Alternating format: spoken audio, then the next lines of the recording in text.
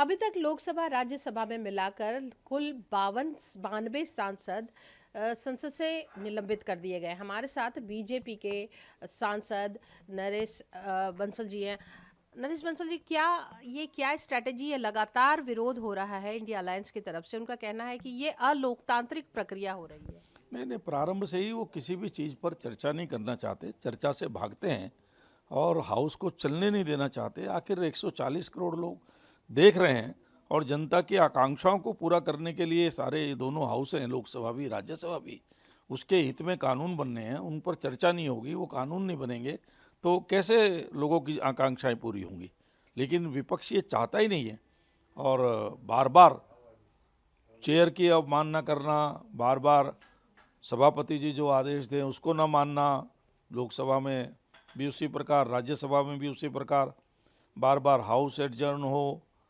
जब पहले तय हो गया कि नई संसद में कोई बेल में नहीं जाएगा, प्ले कार्ड्स नहीं दिखाएगा, शाउटिंग नहीं होगी, तो इस प्रकार से पूरा एक किस्म से हुड़दंगबाजी की स्थिति वहाँ पर हो और कोई कामकाज ना हो, तो ये ठीक नहीं है। ये जनता के जो टैक्स पेयर का पैसा है जो इस पर खर्च होता है, उसका भी एक किस्म से ये दुरुपयोग है। तो पहले से हम कहते हैं कि विपक्ष चर्चा में भाग ले। आखिर जो वो कह रहे हैं वो सब अपनी जब चर्चा में भाग लें तो उसके भाषण के दौरान भी कह सकते हैं, बजाय इसके कि इस प्रकार की शाउटिंग हो, बेल में आए और सभापति जी की अवमानना करें, आदेश की अवमानना करें। तो ये लोकतंत्र के लिए ठीक नहीं है।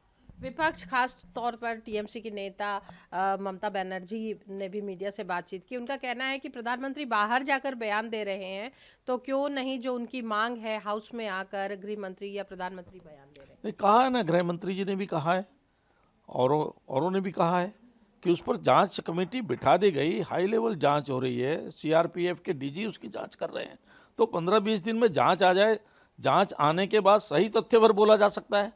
बिना जांच के प्रधानमंत्री जी ने भी कहा है कि भाई दुखद घटनाएं नहीं होनी चाहिए थी और ये कोई छोटी घटना नहीं है, इसकी पूरी तरह से तहकीकात होनी चाहिए। इसके पीछे कौन लोग हैं, कौन देश में अराजकता फैलाना चाहते हैं, कौन देश को तोड़ने वाली ताकतें हैं, तो सारी जांच, सब एंगल से जांच होनी आवश्यक है।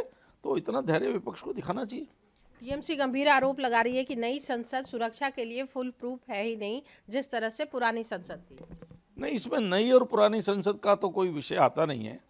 पुरानी संसद में भी अगर इस प्रकार से आदमी चला जाता तो वो कर सकता था, चूक तो है वो, लेकिन मुझे लगता है कि वो संसद के बजाय मानवीय चूक ज़्यादा है।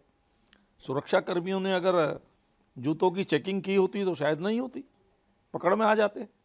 टीएमसी का आरोप है कि एक महुआ मित्रा, अगर वो सुरक्षा के लिए खतरा हो सकती हैं तो जिस सांसद ने, भाजपा के सांसद ने ये पारित किया, वो क्यों नहीं, उनके खिलाफ पार्टी क्यों नहीं कार्रवाई कर रही? नहीं तो उनको इंतजार करना चाहिए ना, जांच रिपोर्ट आने का इंतजार करना चाहिए। उस जांच रिपोर्ट में जो भी आएंगे उन सब के ऊपर कार्रवाई होगी।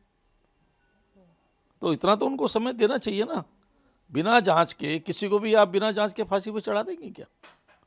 जांच होगी, जांच के तथ्य आएंगे, उसके अनुसार देश का कानून है, कानून के अनुसार कार्रवाई होगी। एक आखिरी सवाल नरेश जी, जिस तरह से बिल पास कराए जा रहे हैं और विपक्ष नहीं हो रहा है, तो ये कहीं ना कहीं अलोकतांत्रिक प्रक्रिया भी मानी जा सकती है? इसका पूरा का पूरा दोषी विपक्ष है। हम बार बार विपक्ष को आमंत्रित करते हैं कि वो चर्चा में भाग ले, अपने सुझाव दे, लेकिन विपक्ष भागता है, हो हल्ला करता है।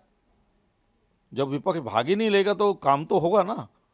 जो और अन्य दल हैं वो चर्चा में भाग लेते हैं, उस पर बोलते हैं, अपने सुझाव भी देते हैं और जनता के अनुरूप जो बिल आ रहे हैं देश के लिए आवश्यक है वो पास हो रहे हैं। इंडिया गठबंधन की बैठक होने जा रही है, अब बैठक होने दो, देखो क्या निकल के आता है। धन्यवाद। ईटीवी भारत से बात करने के लिए। समय दिल्ली से कैमरामैन संजय के साथ अनामिका रत्ना।